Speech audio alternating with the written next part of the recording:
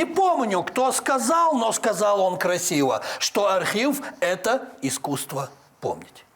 Согласитесь? Красиво сказано. Ассаламу алейкум. Добрый вечер, дорогие друзья. Это программа «Актуальная тема» на телеканале «В войнах». И консультант архивного управления правительства Чеченской Республики Раиса Батаева и начальник отдела использования документов Мадина Чинчиева.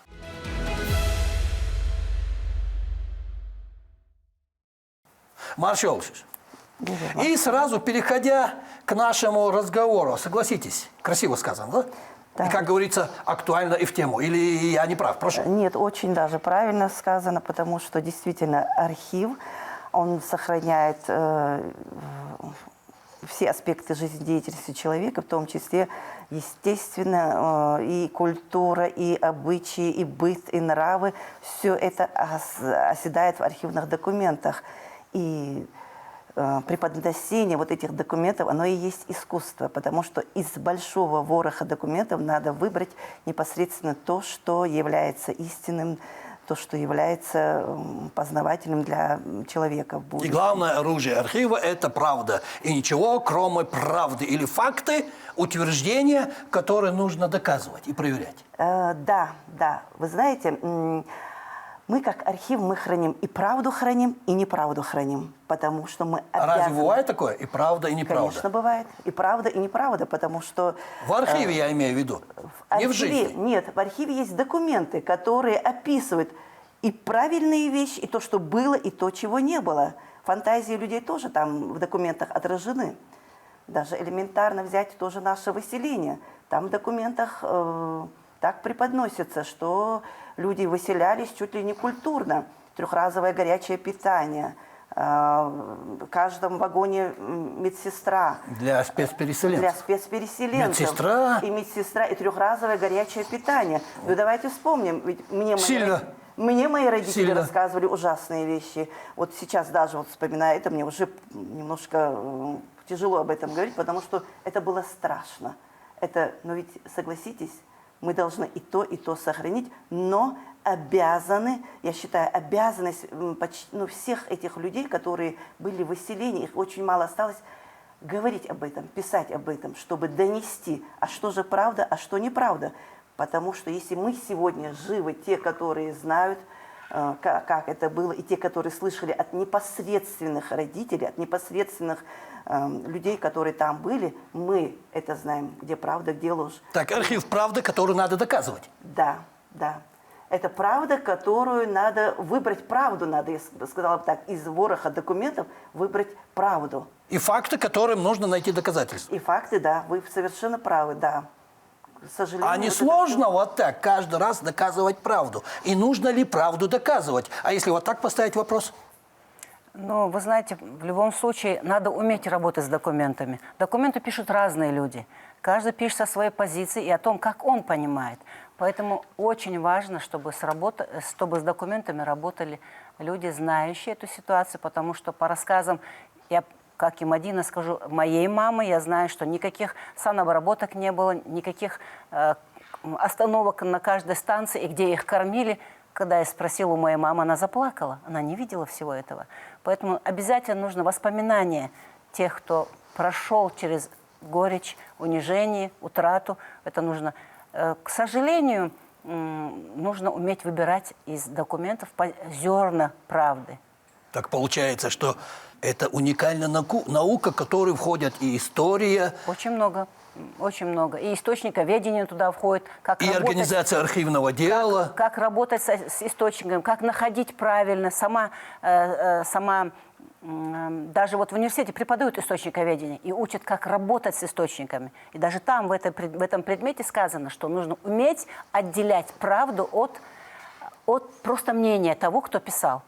Вот, например, раньше писали, в основном писали в монастырях. И от того, кто писал эти летописи, его понимание данной ситуации передавалось также на почему тогда некоторые думают, что архив – это такая запыленная комната с документами запыленными где-то там наверху, которых трудом доставать, в пыли там.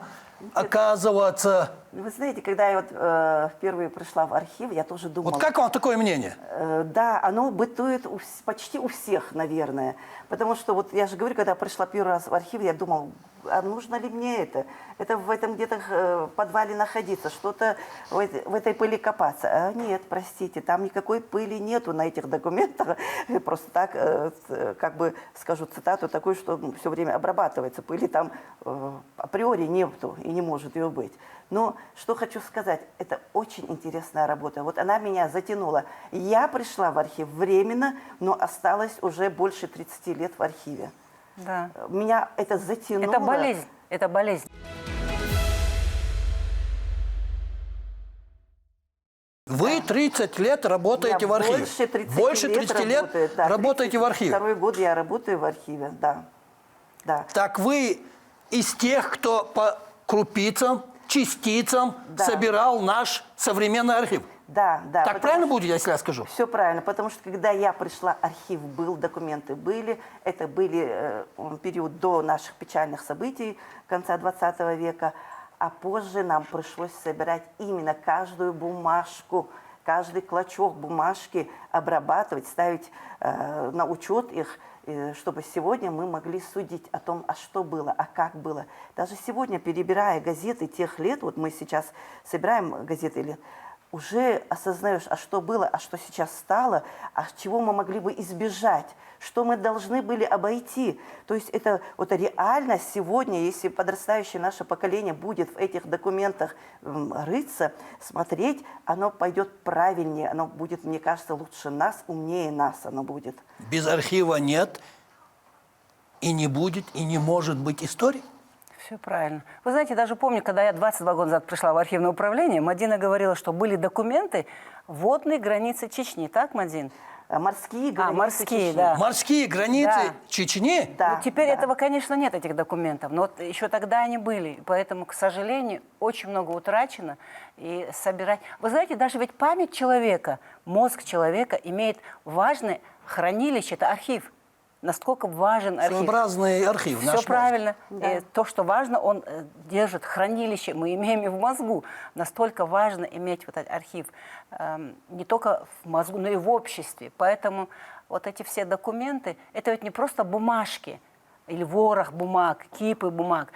Ведь за этими бумагами, документами жизнь не только одного человека. Я всегда говорю, вот через дело одного спецпереселенца, который у нас хранится в управлении, ведь проходит жизнь и судьба всего нашего народа. Архив – это сама история. Да. Если так поставить запечатленная вопрос. на вот этих бумагах. Да. Это история нашего народа, его тяготы, его радости, его падение, взлет. Все вот. И вы знаете, просто люди приходят в архив, они начинают болезнью, потом заболевают. Болезнь называется архивист. Вот смотрите, Невозможно. насколько я знаю, если я ошибаюсь, вы меня поправите, становление архивного дела в Чеченской Республике началось в 1924 году, в октябре месяце, Да, если я не да, ошибаюсь. да, да. Так? Да. Ну, оно Тогда это было так, называлось точнее, тогда, опять же, насколько я помню, архивное бюро. Да, оно было архивное бюро, но... Теперь это архивное управление правительства Чеченской Республики. Да, да. Истории архива исполняется 100 лет, получается. Да, в этом году Век, у нас один юбилейная дата, 100-летие архивной службы Чеченской Республики. 100 лет Архивной службе Чеченской архивной Республики. службе Да. Чеченской Республики. И- Я вас поздравляю с юбилеем. Да, Вековая мы еще дата. молодые. Мы еще молодые. Праздновать будем? Обязательно. Обязательно. У нас готовится очень такая хорошая выставка будет документов в Национальной библиотеке нашей имени Айдамирова. У нас, ну, естественно, выйдет буклет, как книга, буклет, подарочный, в общем, издание. Мы уже подготовили, сдали в издательство, рассказывающее этапы развития архива, чеченского архива, именно документа. Ну, сказать, что архив чеченский с 1924 года тоже неправильно. У нас архивы у каждой семьи были тяптарш свои. Это тоже архивы. Ага, это смотря с той стороны, Да, понимание да. развития нашего общества чеченского. Да, чтобы люди не думали, ой, всего лишь 100 лет. Нет, нам не всего лишь 100 лет, нам больше 100 лет. Мы просто то, что стали собирать непосредственно, то, что стали на государственном уровне учитывать, Архивировать? Архивировать, да. Ага. Вот этому уже 100 лет.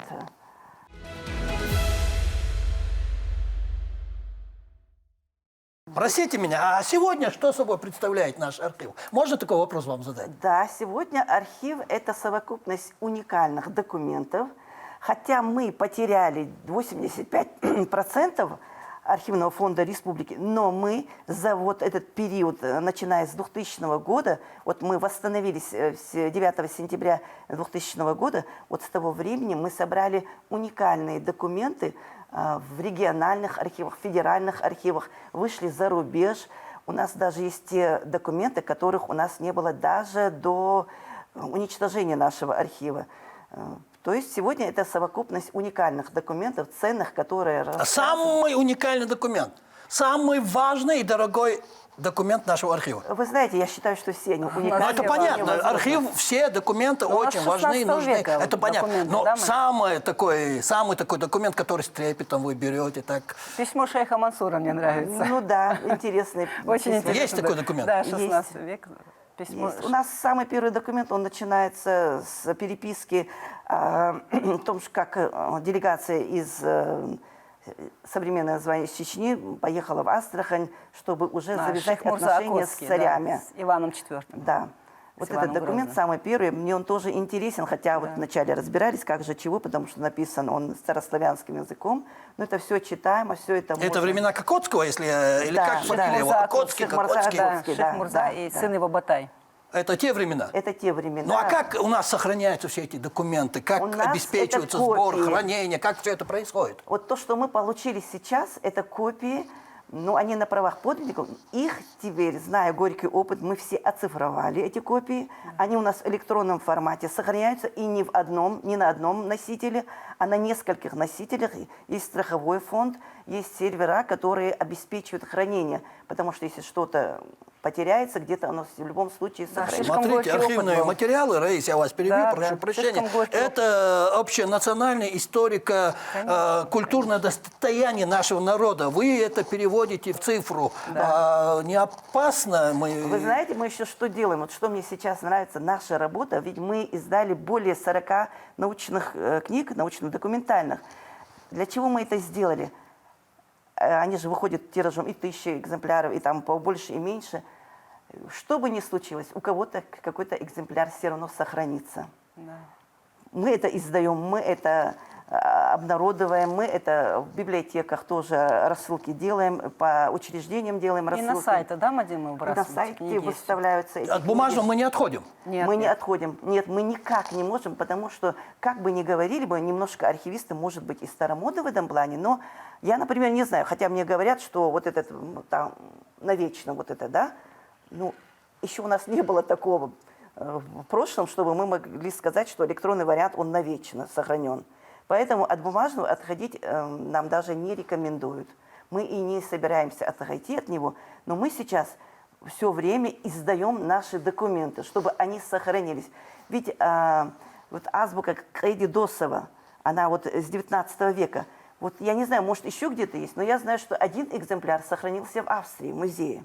Но он же сохранился, он же есть, на него можно же посмотреть, его можно как-нибудь, когда-нибудь, наверное, мы и копию попросим или еще что-то.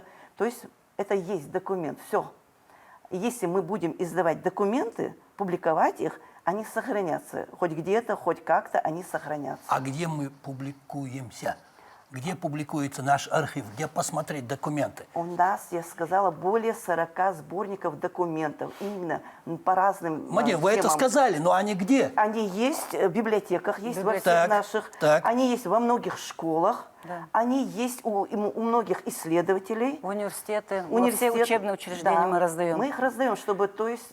Любой человек может взять. Для нас, конечно, важно собрать, сохранить, но для нас еще большая важность, вот, которая, это донести до людей, чтобы не мертвым грузом это все лежало, конечно, а чтобы человек мог пользоваться, чтобы мог... Для этого целый отдел работает. Как раз мы в отделе использования документов, чтобы наши документы имели какое-то благое действие в целях улучшения того, чтобы люди знали всю свою историю. Поэтому в отделе использования все это можно получить в любое время, У нас есть читальный зал. Очень красиво, Сейчас вот библиотека. Вы меня простите, но есть такая избитая такая поговорка, вы мне Америку открыли, да? Вот действительно сейчас у меня такое чувство, что я как будто бы открываю Америку. У нас все это действительно есть. Все это действительно есть. И на Вы знаете, сайтах есть. Когда к нам приходит исследователь, ой, вот мы хотели, прежде чем куда-то поехать, у вас что есть? А я когда показываю, вот вам есть смысл куда-то ехать, если мы вам бесплатно предоставляем эту информацию, а если они едут в другие архивы, ведь все на платных Мы условиях. единственный бесплатный архив. Вот Мы единственные- работаем бесплатно. Бесплатно мы людям Официально. даем всю информацию, которая у нас есть. У вас должно быть какое-то разрешение, доступ к документам, еще всё, какое-то да, там. это все у нас На приходит месте. человек, оформляется, мы заводим на человека наблюдательное дело, какие он документы берет, что он... А со какой стороны нужны какие-то документы ему? Нет, абсолютно никаких. Если с учреждением он идет, он несет с собой направление. Если просто человек приходит, он к нам приходит, мы его консультируем, подбираем, какие ему нужны документы, что-то копируем, что-то он у нас смотрит. То есть вот Рядом Это с я могу Мадиной- просто к вам Рядом прийти. с Мадиной стоит компьютер, человек может дисковод, пожалуйста, диск, работай. Никаких 5-10 минут оформления, и все, очень легко и доступно. И не нужно ехать ни И в всё это Москву, бесплатно? И всё это ни в бесплатно, Ставрополь, да. никуда не нужно ехать. Хотя мы это все получили за деньги. Всё Нам получено. никто ничего не копировал бесплатно. Каждая бумага, да, Мадин? Да, Полистно. да, каждый лист, Платили нам мало полистно. кто бесплатно что дал. Вот хорошо, что вы сегодня сюда пришли. Смотрите, тут у нас уже прозвучало архивист. Правильно? Да, да. А как будет правильно, архивист или архивариус? Ну, вы знаете, архивариус это было в прошлом. Петр Первый сказал да, архивариус. Потом Петр Первый, да? археографы 1720-м. были, после были археографы, а теперь архивисты. Мы архивисты. Хотя сейчас уже как специалисты называемся. Сейчас более историк-архивист. Да, У нас историк-архивист даже у нас. в Но дипломе... не будет ошибка, если архивист, архивариус. Нет, это все одно и то же. Просто Одно и то же. одно и Просто то же. сейчас это называется, Да. профессия называется архивист. Архивист, Историк-архивист. Интересно у вас с вами Да. сегодня. А не сложно работать? Вот вам же нужно знать весь этот объем документов. Да, если Или ты- это не обязательно для вас? Знаете, я люблю архив, поэтому я много что пытаюсь узнать, сказать, что я все знаю. Нет. Но я, естественно, человек не может знать все эти документы. Для этого у нас есть описи документов.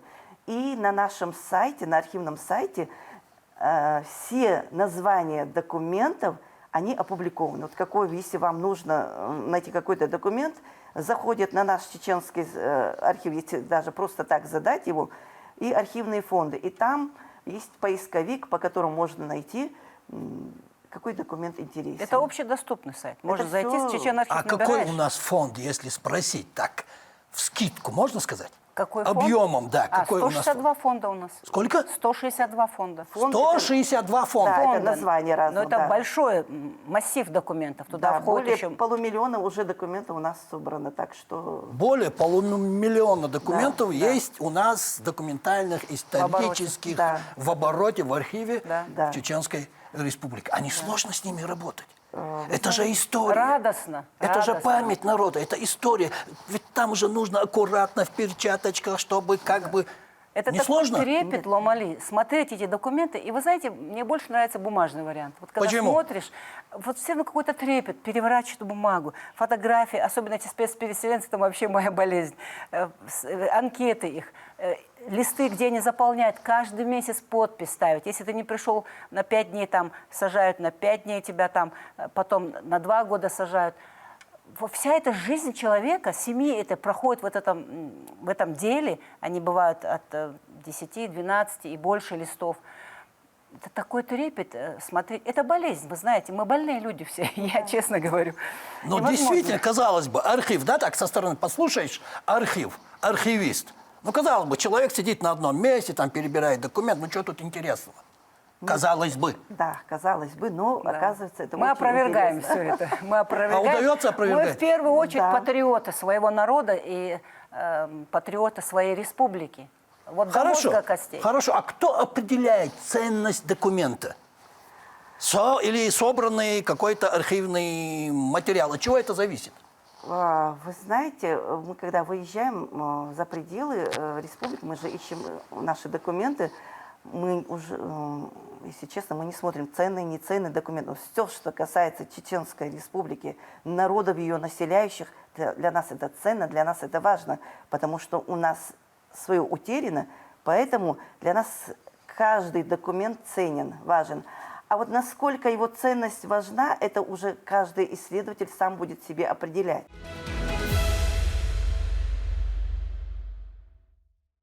Хорошо, перефразирую. Признается ценным. Думаю, так будет более правильно сказать. Да, да. А и Пока мы кто это забираем делает, кто это всё. определяет? Пока мы забираем все, что мы находим, Так. касаемо истории нашего народа и нашей, мы забираем все. Все забираете? Нам нужно Да. восполнить большой Других пробел. Вы не смотрите, да, нет, Нет, минус, не смотрим. плюс. Вы собираете, прорабатываете, Конечно, обрабатываете, да. а потом уже выносите свой вердикт. Да.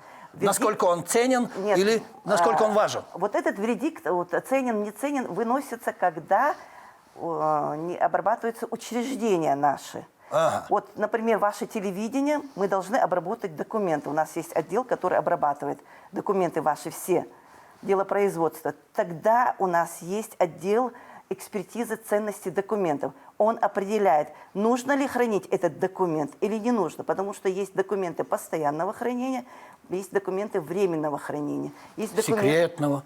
Нет такого? Секретного пока у нас ничего нет. Это было у нас секретное. Я работала немножко с секретными документами в свое время, но сейчас у нас нет засекреченных никаких документов, никаких материалов. Это и не нужно. То есть определение ценности документов – это уже вот современность, уже здесь, на месте, учреждение, когда обрабатывается, вот тогда выделяются ценные документы. Хорошо, от чего это зависит?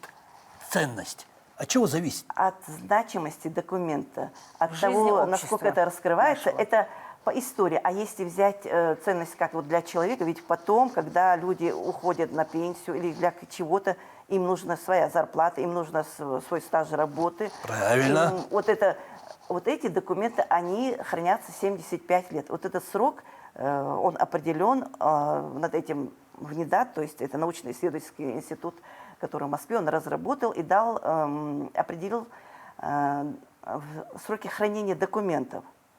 То есть для того, чтобы социально-правовую помощь оказать человеку, вот эти сроки хранения документов. Это еще одна работа нашего архива. Мы занимаемся социально-правовой работой. Вот Вы опять так хорошо раз. сказали, еще одна работа. Еще одна. Это Да. мы не только сохраняем для исследователей, даем возможность работать, но еще и Бытовые проблемы Да, решаем людей. и это тоже, потому что человек стареет, естественно. Пенсии нужны, справка нужна, подтвердить стаж нужно.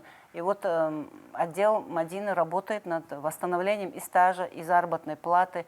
Сколько времени уходит на вашу профессиональную деятельность, на вашу работу в архиве из вашей личной жизни?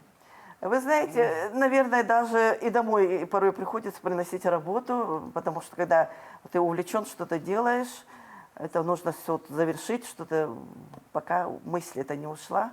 все выдерживают бывает, такой ритм? И ночами звонят. Я и срочно говорю, все начальнику выдерживают что-то- такой ритм. Что-то нужно. Ну, Кто-то выдерживает, кто-то не выдерживает. кто не выдержит, кто-то уйдет, но что-то у нас никто не уходит. Да. Никто не уходит. Никто не уходит, хочет да. уходить. А приходят? Приходит, есть желающие, Молодежь, к сожалению, контингент наш ограничен, штат Вот. ограничен. Вот. Потому что мы не Откуда уходим. кадры, как говорится? Потому что мы не уходим, нас надо выталкивать.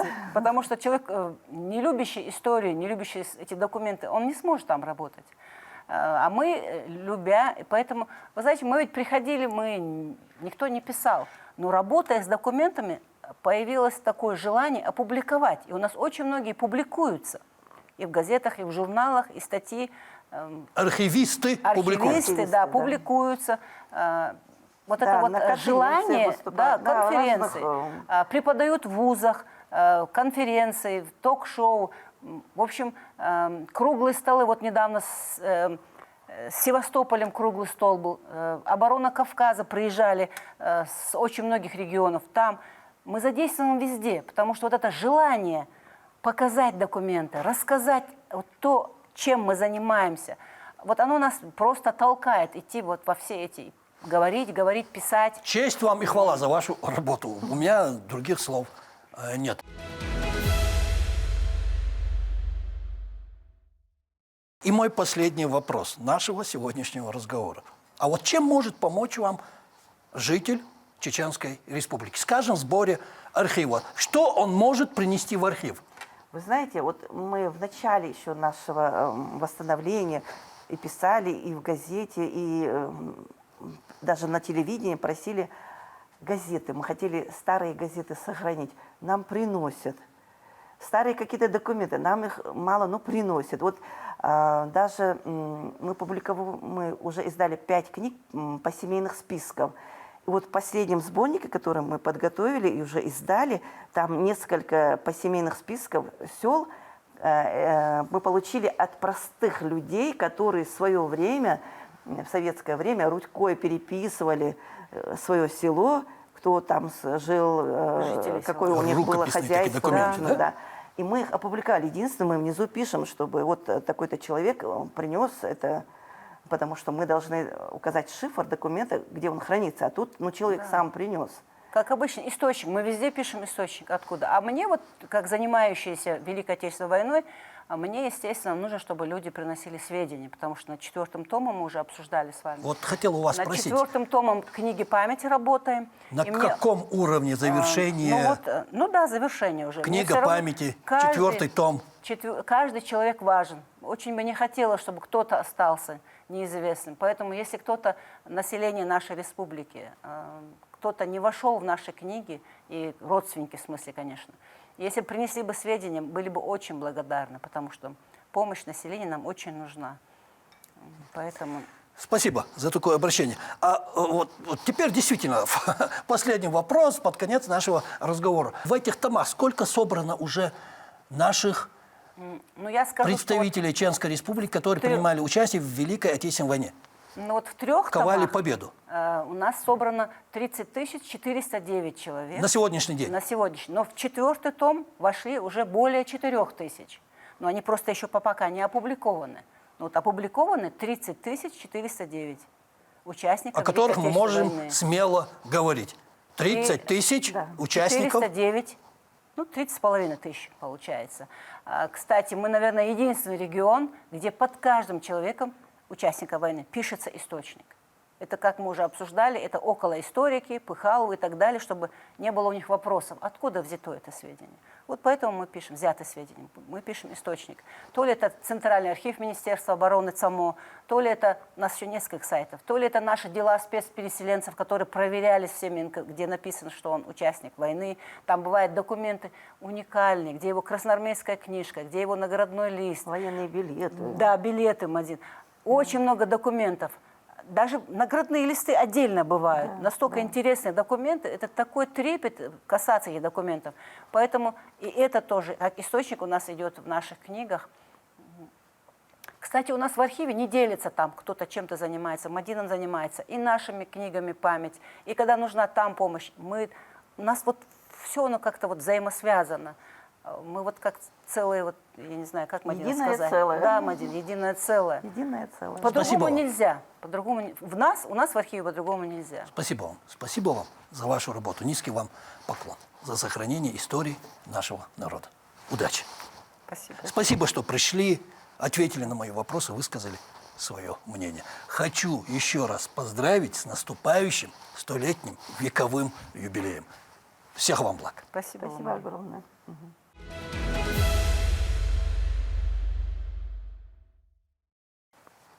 Итак, дорогие друзья, вы сами все слышали. Тут, думаю, добавить, убавить, убрать нечего. Архив Чеченской Республики есть, и он работает. Я хочу поздравить от себя лично и от нашей телерадиокомпании Архивное управление Чеченской Республики с вековым юбилеем, с наступающим вековым юбилеем. Это была программа «Актуальная тема» на телеканале «Войнах». И консультант архивного управления правительства Чеченской Республики Раиса Батаева и начальник отдела использованных документов Мадина Чинчиева. И напоследок, дорогие друзья, не болейте, будьте здоровы.